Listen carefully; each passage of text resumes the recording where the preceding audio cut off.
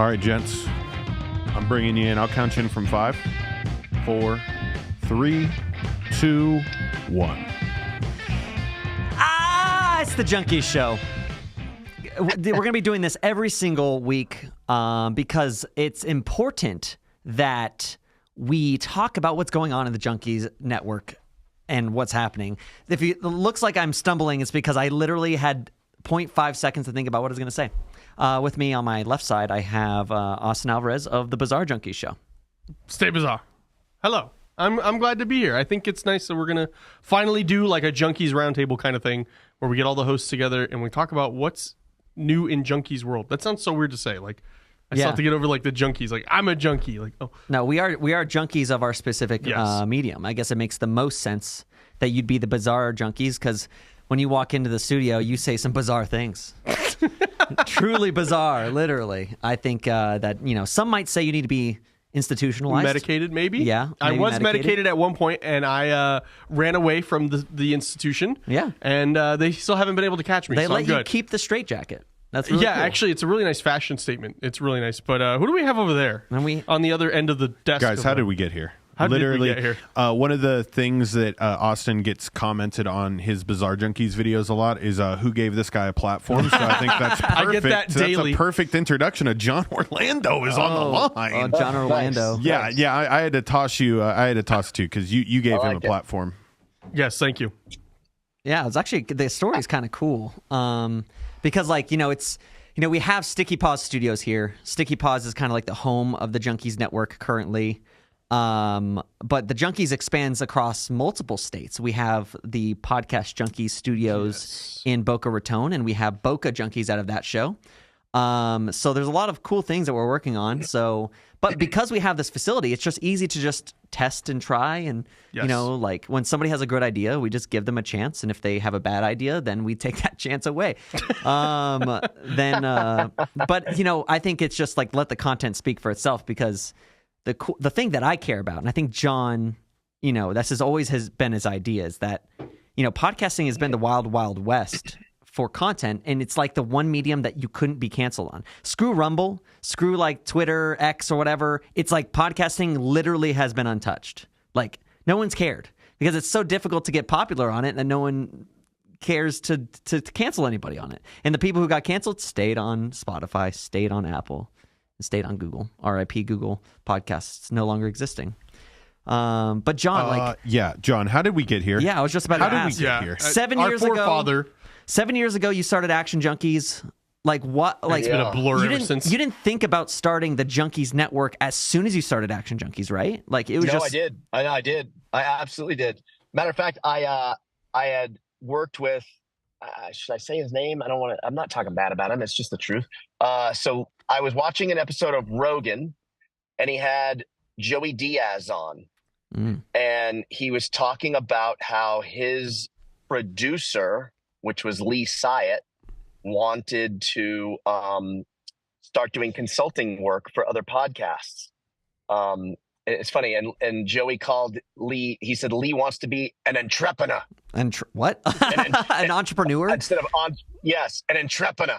He wants to be an entrepreneur. Notice my Joey Diaz impression is the same as when I do Uncle Marvin. But anyway, he wants to be an entrepreneur. That's just my old heavy set guy voice, I guess. So I actually reached out to Lee, and he produced the first maybe month or so, or 2 months of Action Junkeez. And then he just mysteriously stopped showing up. It was really bizarre. But anyway, at the time when I first met with him, I absolutely said to him, I'm going to start this show called Action Junkeez, but eventually I want there to be sports junkies, fitness junkies, pick a category junkies. And he had said oh, it's really hard to get going. I mean, he wasn't wrong. He was like, just focused on one right now and then start to do the others. And so that's basically what we did. But yeah, from day one, back in January of 2017, this was always the plan. And I think it happened right on track, right on, not that there was a schedule, but, it's you guys, thanks to you guys, it's all coming together fast. I mean, you guys are starting shows I didn't even ever think of, content junkies, even bizarre junkies. I was just, when Austin reached out to me about bizarre junkies, I said yes just to keep him happy. But in my head, I was like, Oh, that's so funny. who's going to care about bizarre junkies? And then I took over, John. I can sway elections now. Yeah, I agree. Oh, well, I think we've never documented this, but and I think it's important because it's something that I always spout, and honestly really had this conversation with you, but Junkeez Network or the Podcast Junkeez Network or whatever, what is the idea behind it? Do you think that you're solving a problem with this network? Because right now there's a bunch of other podcast plays. There's Podcast One. There's Barstool. There's all these things. Why? What's the point? Are you trying to solve a problem? Because how I pitch it is, we don't inhibit content creators on creating the type of content for a specific medium. It is what it is, right? You could have leaning way left people. You can have way right people. You can have crazy people. I think that's kind of our specialty because we're under one banner. We accept all types, and we actually mean it, but not for some idealized, rainbow flag, put it on a logo thing. But we truly mean it, and that often means supporting crazy people. Yeah, I agree with everything you just said. To be honest, I don't know if I put that much thought into it when I first started thinking about all this. I kind of looked at this you guys are young. Do you remember the book series For Dummies? Yeah. Yeah. Okay, so I kind of saw this as the podcast version of that. Not necessarily a how-to, but a one-stop shop. The Junkeez Network would be a one-stop shop for podcasts, and just pick a category, and that category will most likely be there. Obviously, we got to grow it, and over time, right. So if you're looking for hardware junkies, give us a minute. But you know what I mean? I kind of saw it as that, and I just thought there's a content play, a library of content play, build it up with a bunch of different categories, and maybe at some point we get acquired kind of deal was kind of what I was thinking way back when. And you're the true entrepreneur. How'd you say it? Entrepreneur. Entrepreneur. The sale of the business is just speaks to our success. But I grew up on a thing called Rooster Teeth. Rooster Teeth was probably, and I mentioned it when we started Sticky Paws, and I remember, and I was I want this place to become Rooster Teeth, not literally, but the idea. Yeah, R.I.P. The company's now gone under. We're on that track because they just went out of business, and we're right behind them. So we're mapping to your vision, Travis. God damn it! Hey, it's happening right in front of your very eyes. How do you feel? Oh, that's really funny. But what was my point? I totally forgot my point. You wanted to create a content playground. Correct. It's for people to come in. There's value to having a group of people with just just creativity, and it was just me and you, John, starting this and starting the studio, and my idea was hire on vibes first. Vibes and subtle experience, and then anything could be curated because George was a school teacher. He edited in high school with me at Northwest, and he was probably the worst editor. And damn. But now he's one of the best editors here at Sticky Paws, right? Here at the Podcast Junkeez Network.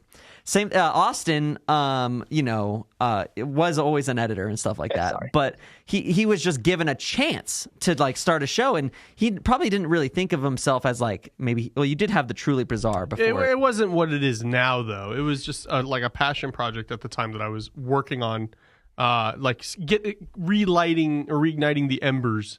Right. And the very quickly put out fire that was there. But everyone from the cleaning person to the editor to the engineer, it's the vibe here is something that I've always yearned for as a builder. I've started so many collectives and groups growing up, in high school, but now it's real. It's everyone has their purpose and their niche, and they're building it. And I think as we mature in the Junkeez Network, I think we're going to become. I think we just define who we are and how we got here even further.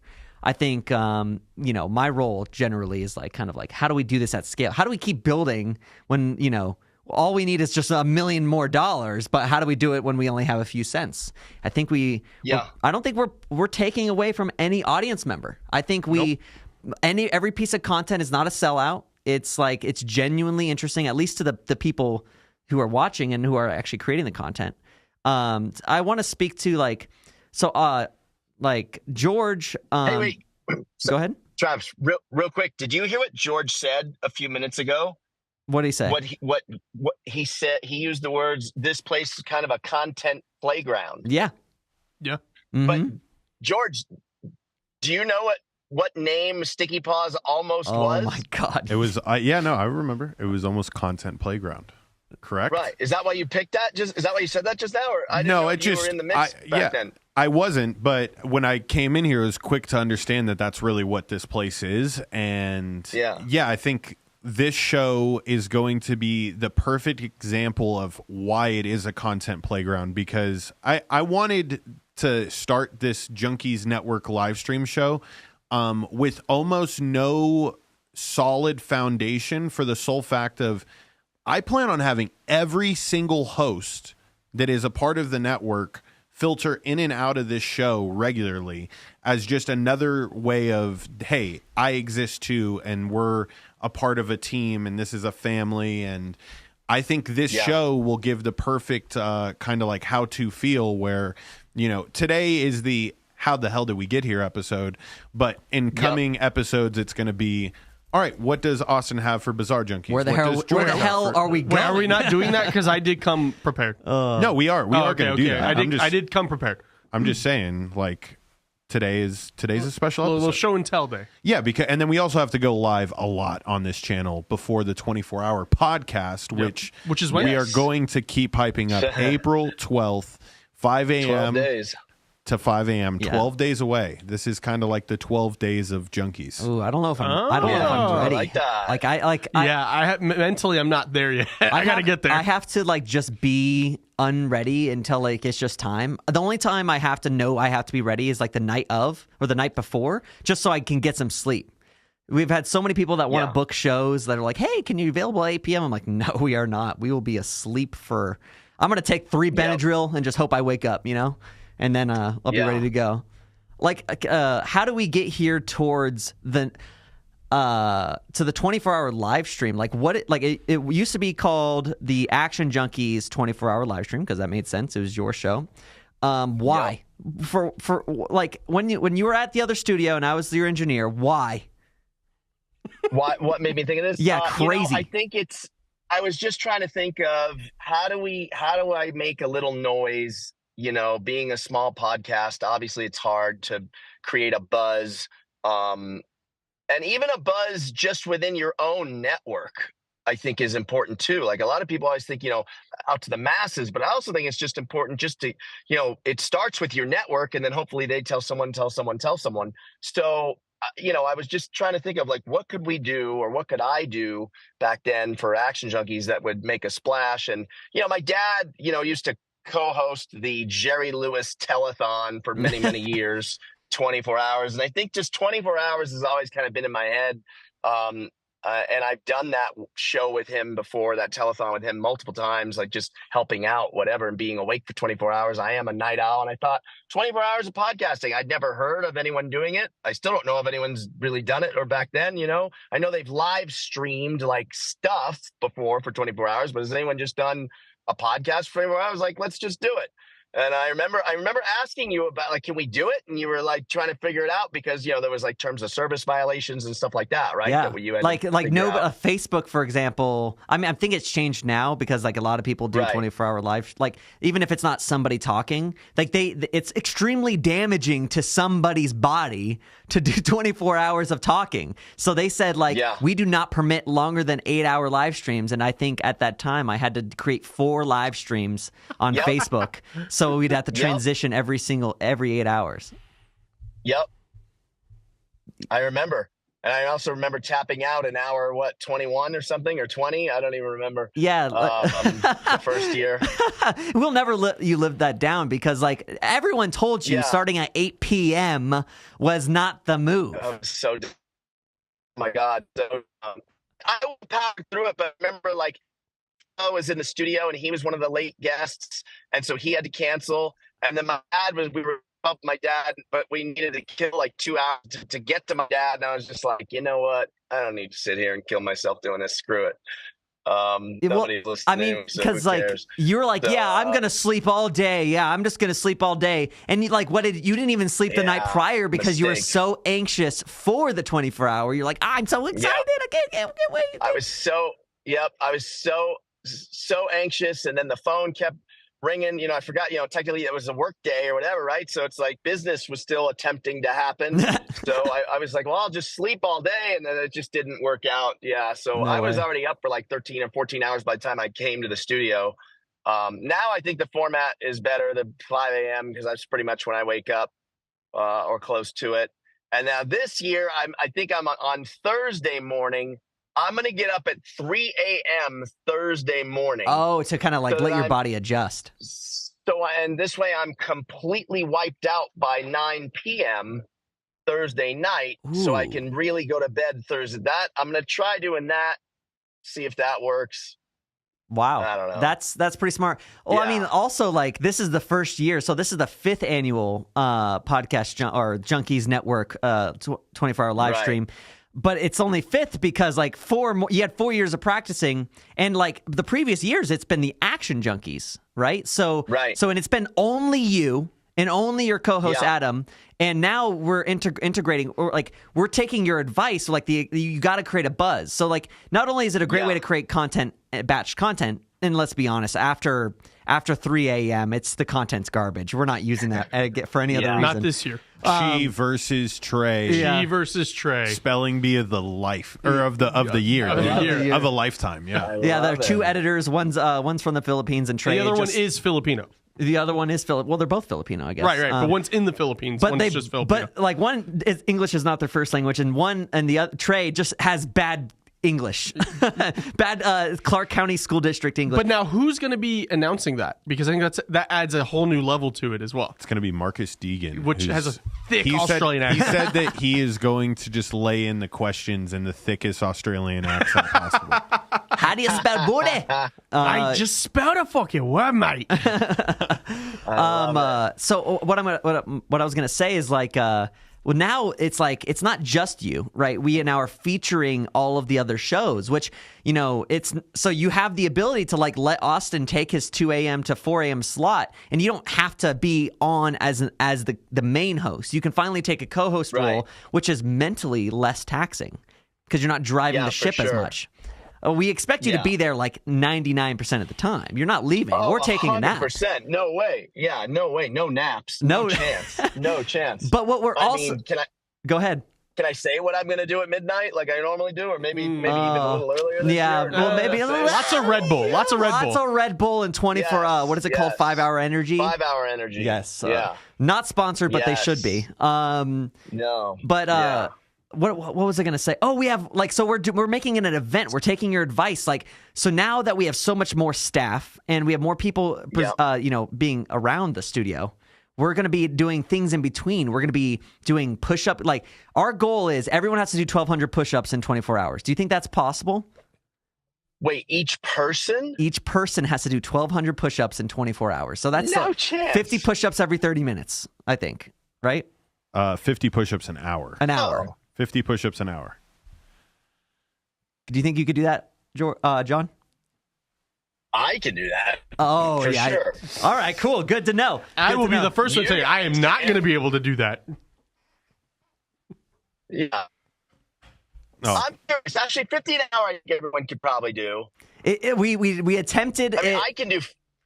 We attempted it with Trey. And Trey, after the second hour, was completely sore and gassed out.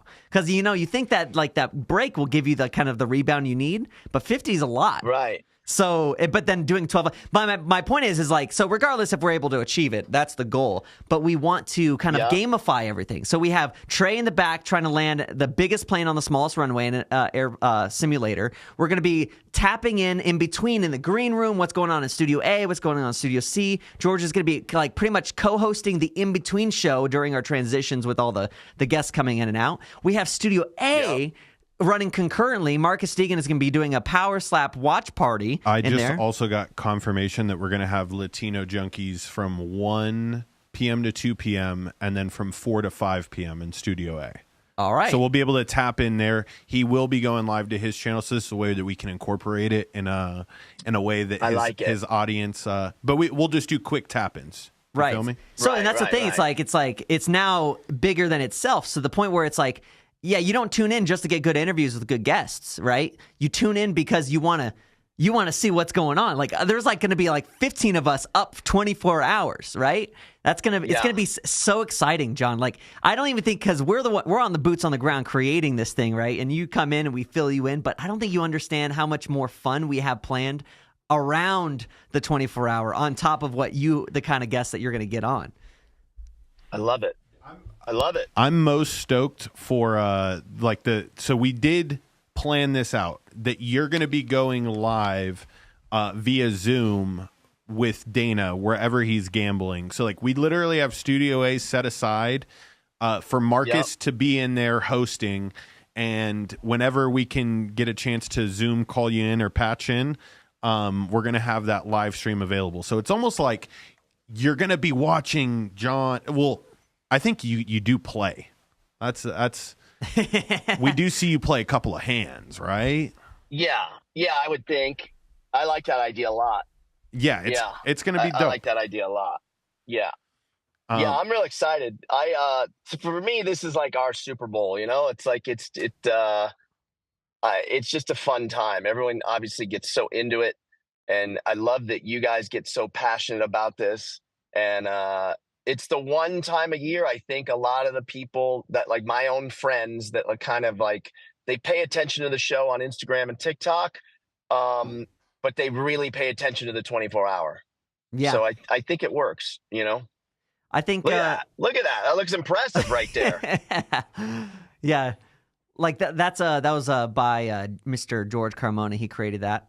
Like after revision 2. That's also another thing. It's like we just kind of whip it up. We're like artists. We paint with digital stuff. Like whether it's a podcast or it's like Photoshop or Premiere Pro, like that's what we do. It's like it's without having this purpose, we'd be doing it anyways. So thanks. Yeah. I really appreciate kind of you giving us the vision and the purpose for this, because like what we're building is a template for just anybody with a passion in a niche. Or even sub-passions and sub-niches, because even in Bizarre Junkeez, you can go way further deeper into the conspiracy world that he doesn't. Like, it's going to be amazing. Like, whether, like, in 5 years where this is going, like, it might be an OTT platform. We might be on your TV. You know, traditional cable might be out the window. But, like, it's not going to stop at any specific medium. We are going to be forced down your throat. Like, you're going to be a junkie whether you like it or not. Hey, yo. Because there's going to be something going on for some niche. Even if you don't know the rest of us exist, we support each other, and that's the coolest thing. Yeah, and that's what this channel's for. Like, this channel specifically is going to be the culmination of everybody's personality. And we've always said it, being here at the studio and seeing what's gone on for 3 years, we're like, yeah, this is a reality TV show in the making. This live stream will just be the kind of just patch in, tap in type version of it, because like right now we have Nick Deus and Veterans Minimum going on in Studio A. When we start doing this regularly, we're going to be bringing on even the other, not only the other hosts, but possibly their guests. Like, this show is really, in my eyes, just like I said, the wild, wild west of what the Junkeez Network's about. Because in 5 shout out. Go ahead. Sorry, I was going to say shout out to all of you guys. That studio upgrade in there looks amazing on camera. Them two. I mean, look at that. Looks amazing. So much this better. This can fit so much podcasting in it. Look at that engineer world right there. He's got the fuzzy dice and the Vegas and all the colors pressed up. Yeah, it's I like good. Yeah, I mean, like it's just what a difference. And what's crazy, John? It's like, why do people overcomplicate creating content? Like, it's just talking about a topic. It's like, it is insufferable. Like, that's all people want. People think they need to be edited. They think they need to be untrue. They need to be scripted. It's like, at the end of the day, like, podcasting is only so popular because you know for a fact it's the authentic person. I think if there's any show that's in this building inauthentic and that we sniff that, they're buying views, buying followers, peddling bullshit, like sponsors that are taking away from the audience instead of giving them value. Like, I cannot wait to have that situation just so I can ban them from the Junkeez family because like that's so not what we're trying to do here. It's like it's finally good content that's not controlled. Please don't check my bank statements. No, I don't pay for anything. Meanwhile, this episode sponsored by BetterHelp. BetterHelp is I'm joking. Are you looking to get a blue check? Yeah, Go to verifiedblue.com. Yeah. Right? It's $15 now. It's worthless. Used to be $10,000. Now it's worth nothing. Okay, so I'd say this is that's a good like how do we get here type of recap. We needed something for this channel like right off to go up. You're going to be seeing a lot of the best of moments from all 19 shows coming up in the next 12 days. Subscribe for shorts. Make sure you subscribe. But other than that, Mr. Bizarre Junkie Man. Yeah, that's what they call me, Mr. Bizarre Junkie Man. Actually, I haven't been called that in a few weeks now. Well, I just called you it. So what do you got for us today? Do you have my screen? Yes, I do. Okay. All right. So I saw this. I did my TMZ homework like John suggests. This just says, mom charged with murder after revenge plot on man accused of molesting daughter backfires. What? Wait, where is this going? It's like in 3 headlines in one. So Danielle Harris and 3 others showed up armed to confront her daughter's alleged abuser, say police. And while one man is dead, it's not their intended target. What? Can you imagine? You're like, we're going to get this guy. Oh, fuck, we got somebody else. Oops. My bad. Him. Wrong guy. Yeah. So this just goes on to say mother in Decatur, Georgia is behind bars after she attempted to confront a man accused of molesting her daughter, and another man wound up dead. Still not the guy they're looking for? I don't think so. Oh, okay. So according to a press release from the county district attorney, 42-year-old Danielle Harris was found guilty of felony murder, aggravated assault, conspiracy to commit aggravated assault, and possession of a firearm during the commission of a felony after she allegedly tried to, quote unquote, take the law into her own hands. Now, John, I know you're I don't know where you are sometimes. Sometimes you're like cop good. Sometimes you're like, we need street justice. Is this good street justice or is this not good street justice? Well, it sounds like it was intended to be good street justice, but she may have got the wrong guy, right? So that's no good. Oof. But yeah, I mean that's tough. You know, it's like Cain Velasquez, right? Yeah, Austin? Yeah. Yeah, I get it. I mean, I get it. That's a tough call. You know, I mean, if it was my kid, I'd probably do the same thing. You know, I don't think you can fault a parent for doing it. Yeah, that's it's kind of crazy. I mean, I think we would all. I mean, Cain did what we've all said we would do in the event of, right? Correct. True. And same thing. I think he got the wrong guy too, right? So No, I don't think he got the wrong guy. He did get the right guy? Okay. I think so. Yeah, I mean, you got to make sure you get the right guy if you're going to do that. And you got to know you might face consequences, even though you're morally right. Yeah. The judge and jury may not. I always think that way. when like anyone says I'm gonna break your legs, yeah, it's not 1950 where you can hide a body in a barrel very easily anymore. It's like we have GPS trackers in all of our phones. Like it's like literally not easy to just do like that kind of thing. Like hard to get away with anything. There's cameras everywhere, ring cameras everywhere. I mean, even you can't even threaten people. Like you can't do that. I get it. Like some people need to have a backbone because there are people who take advantage of that fact that, you know, everything is recorded, you know, but it's like at the end of the day, it's like if you're dead, there's no jury. Like, I mean, okay, you just got to be able to sacrifice it all. But I feel like, you know, if I had a daughter and that was the situation, like I feel like I would need to I would go like IT mode and like rig his car to just drive off the side of the road instead of just increased his going workflow. Now he's going to get fired. Unofficially. Yeah, hypothetically speaking. Hypothetically. And so we're just talking. Yeah. None of this ever happened. Yeah, you just got to be smarter these days. Just like the mob bosses, you know, they would make sure they would kill all the witnesses as well as the guy they're killing. Or you Al Capone it and you go, my bad, and you like pay for their hospital bills. You're like, I hope this makes up for it. And then, it's like, then they're like, oh, that guy's a great guy. Oh, the funeral was covered. That's a good guy. That's the least I can do. That's insane. Yeah, I saw that, and nuts. I was like, wait, we definitely got to talk about that. So it sounds like the person she wanted to shoot didn't open the door, and she just shot at the dude who opened the door, and it wasn't the guy. That's why you never open the door. Trigger finger happy. Yeah. Speaking of that, happy. Franny in the chat wants to know who has the fastest draw at the studio. Ooh. This is with I'm trying to think. It's probably me or Austin, I would think, just because we shoot more. Yeah. I mean, I don't draw. Jory could be a sleeper? A sleeper candidate. Oh, Jory, yeah, I would probably say him. I forgot about him. Air Force. Yeah, I'd say him probably. Yeah. But yeah. I'm pretty accurate. Once you draw it, you'll actually get it. Should we do like a squirt gun competition? Like a draw back there? Maybe. We should. Yeah. Back there? Yeah, just bring all the Junkeez hosts and see who has the... Do we need a cold plunge dunk tank where you shoot you're shooting like a fucking carnival. Like a Carnival game. Yeah. We did do that once in the back. Yeah, we almost killed a person. Yeah, we almost killed Omar. And he was his first day on the job. He doesn't work for us, but he worked for the Boxing Voice. And they did a live stream. And day one, he got hired as a videographer. He shows up and like, hey, put this gorilla costume on. And he was like, why do I need to put a gorilla costume on? And like, you're going to get in the dunk tank. He's like, I thought I was filming. Nope. And it was like in the winter. Yeah. And we dunked him in like freezing water. I mean, have you guys seen but that? But that's not how he almost died. He almost died because as soon as he went under, the gorilla costume like stuck to his mouth. So he was like... So he was getting waterboarded essentially. Yeah. Did you guys in the name of content? In the name of content. I think like Jackass is like getting kicked in the balls in the name of content, mutilating your genitals in the name of content. They just didn't call it content, they called it TV. But it's like the same thing. I feel like content is like a dirty word. Because it feels dispassionate, doesn't it? It does. It feels very like when the producer's like, "Oh yeah, I'm going to cause drama, but I know it's going to be good for TV." It's like, what's the ulterior motive then?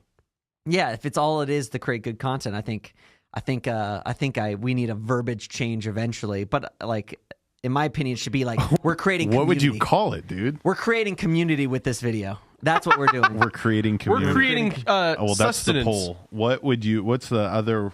What else would you call content? We're creating entertainment. That's a good one. Yeah, I guess it's all entertainment. Yeah. Because what you got to go work your 9 to 5, and you come home, you put on Bizarre Junkeez to learn about a molestation case and how the vigilante people kill everyone. Yeah, that's pretty fun. I mean, people do. They tune in and they're like, "Wow, I get home from work and I prop my feet up and I put it on, and you're talking about cannibals." And I'm like, "Well, me too, brother." John, what do you think your average viewer is? Because you've met a few, and what is your average viewer? Like, how do people consume your content? Like, I'm sure over 7 years you kind of know what that is. How do they consume it? How and who? Like, I mean, because like there's people come up, like, are they mothers? Are they fathers? Are they gamblers? Like, it's gamblers, poker players, and fight fans mainly.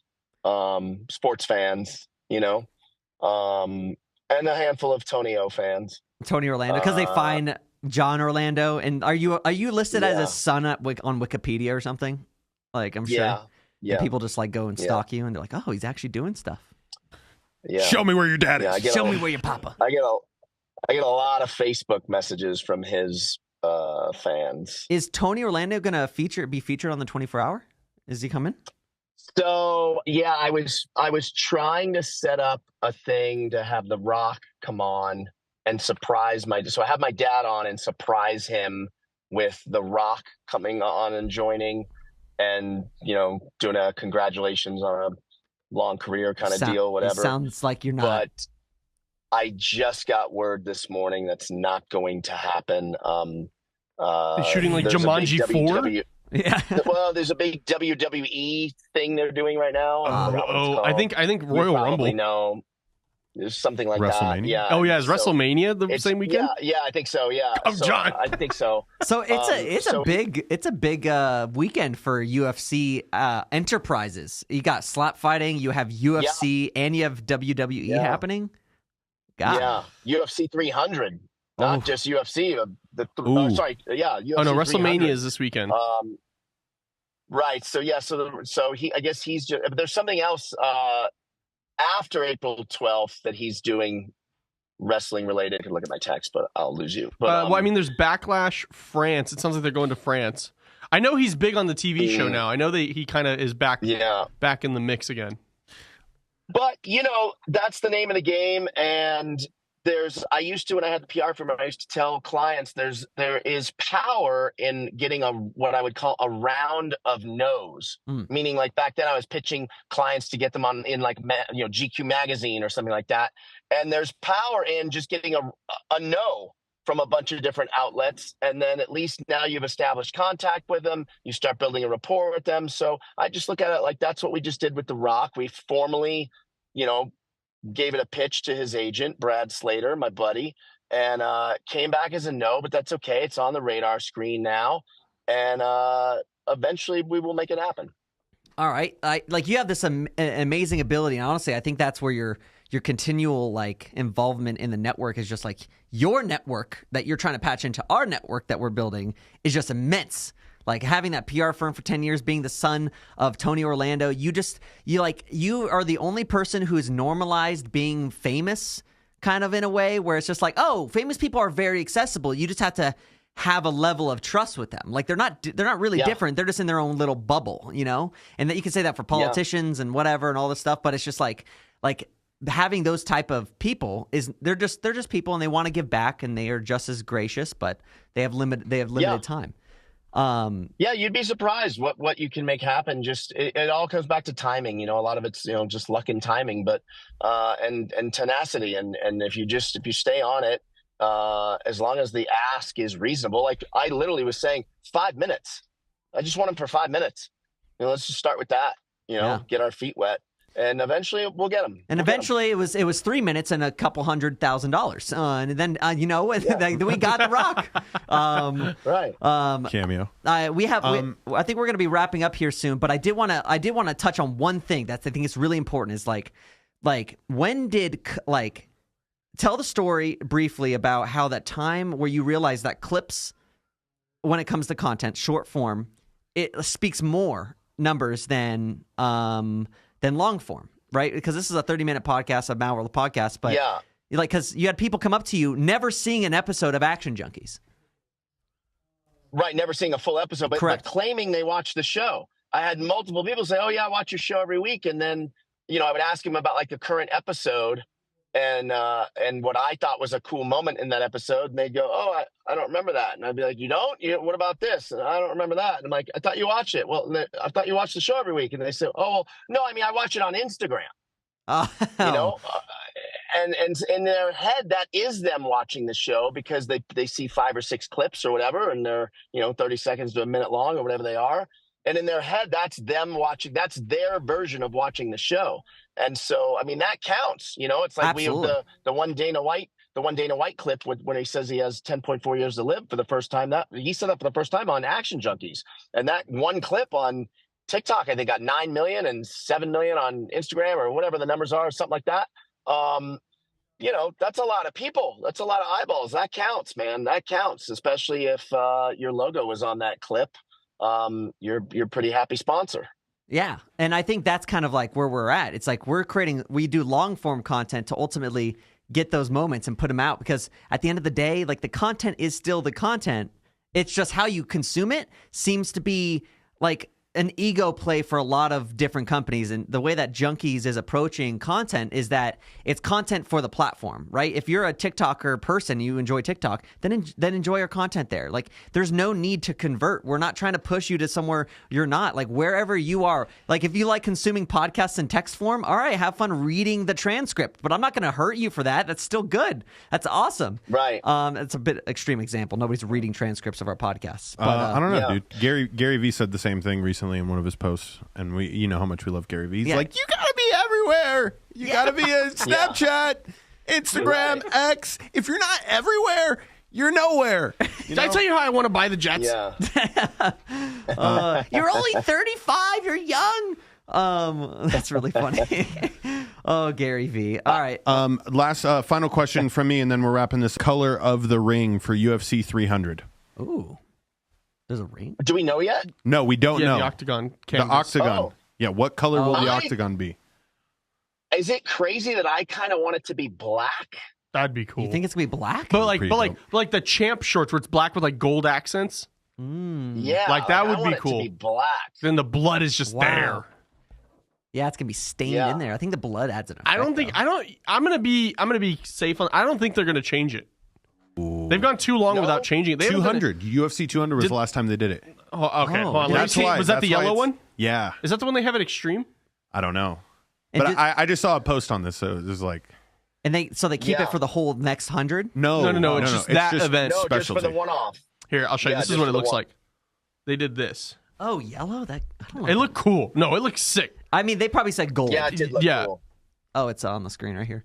Yeah. Wow. This is it. So this is what they did for UFC 200. What is experiment with other canvas colors? Oh, are they just like messing around? Yeah, they're just messing around. photoshopping. Yeah, I feel like blue's a good contender for it. I feel like blue's gonna like. Blue's there's just, red. Red. You'd hide all the blood. Yeah, you don't necessarily. I saw a hot pink, and I was like, "That's fucking sick." But it would only be if Sean O'Malley was fighting in the main event. Yeah. What if it's It's funny. I was wondering if they wouldn't want black for the reason of, do they want the blood? I think so. They that's part of the blood sport, right? Right? Yeah. It has to be a lighter color. They inject everybody with like a fluid that turns their blood a different color for the event, and they're like, we can see it now. They put acid in blood just so like when it melts. stains, like bleaches the. Ooh, what if it's like a fucking rumble green? A rumble green? Yeah. Is that next to the like rumble? I don't know. What if they did like green? The pillows where it's like the sequins and you can. Oh, that's the ring. So like when they move, reversible thing. When they move, it does that. Mr. John Orlando, thank you so much for coming on. I'm sure you'll be on a lot more on our live streams. We're going to be going every day, right, George? Every day up until the 24 hour. We're going to find every day at 1 o'clock? 1 o'clock. 1 o'clock Pacific Standard. There is a time next Monday where we're going to do this in Studio C, and I haven't told you about that yet. Oh. But here we are. We have Pete Rose coming into studio, so like of course we're going to let that happen. Do we? No, I think Monday. that actually that changed. They just rescheduled. No way. That rescheduled to Wednesday, I think. Okay, we'll figure it out. Wednesday we'll be doing it. Pete Rose is going to be in the studio. He just rescheduled 3 times, actually. All right. Oh, wow. Okay. Subscribe. The popular shorts are going here. If you want to be up to date with everything Junkeez and you want to be part of this journey about every single staff employee, every content creator, every guest that's ever been on, this is the place to be. Hit that subscribe button, hit that like button, and